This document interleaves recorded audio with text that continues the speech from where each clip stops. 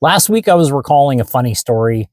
It's funny to me, and it started really back when I was a little kid.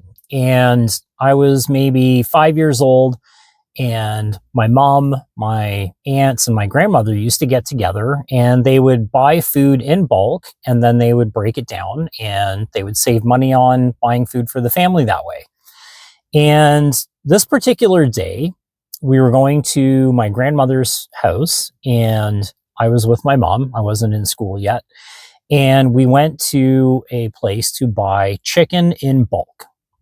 And for whatever reason, I don't know why they did this, but as a little kid, 4 years old, I ended up going through part of the factory where the chickens were being processed. And I very, very vividly recall it being cold and wet and smelly and like chickens flying around with no heads on conveyors. It was just a wild experience as a 4-year-old.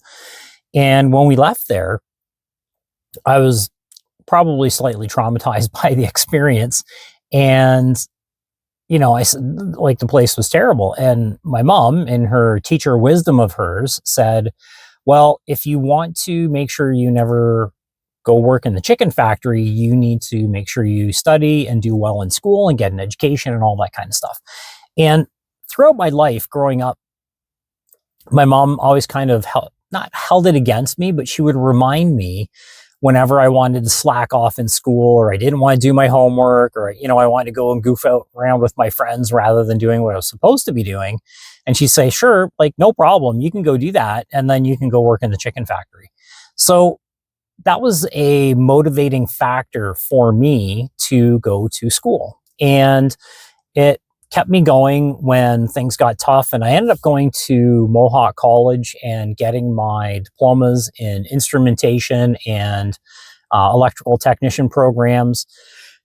And I was very fortunate that when I graduated from school, an employer in the area came to the school and I got connected with them and got a job right away.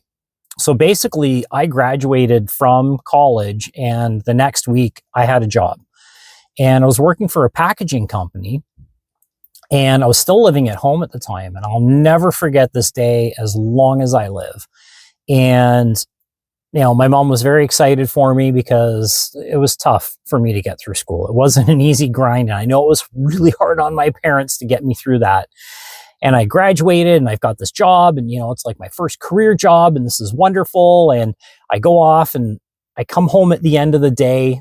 And I walk in the front door and my mom's all excited. She's like, oh, honey, how was your first day? And I said, Mom, you are a effing liar. And she just was shocked. And she said, oh my God, like, what happened that this is your first day at your new job? And I said, you told me that if I worked hard and I went to school, I'd never have to go work in the chicken factory. And she said, yeah, what are you talking about? I said, I got to work and we got a service call to go work on a machine at the Putty Brothers chicken factory. That's right. So that entire time of my life that my mom kept telling me to work hard and stay in school and keep pushing, and I wouldn't have to go work in the chicken factory. My very first day on the job, I ended up at the Putty Brothers chicken factory fixing their packaging machine.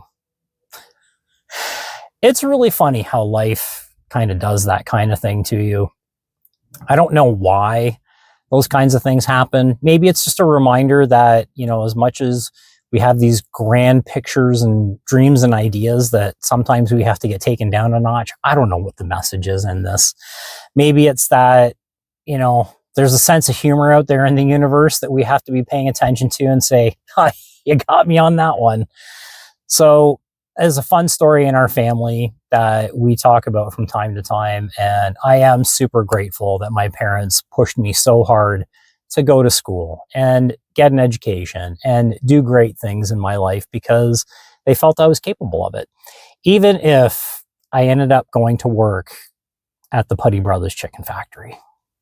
Have a great day, my friends. Enjoy the story. All the best.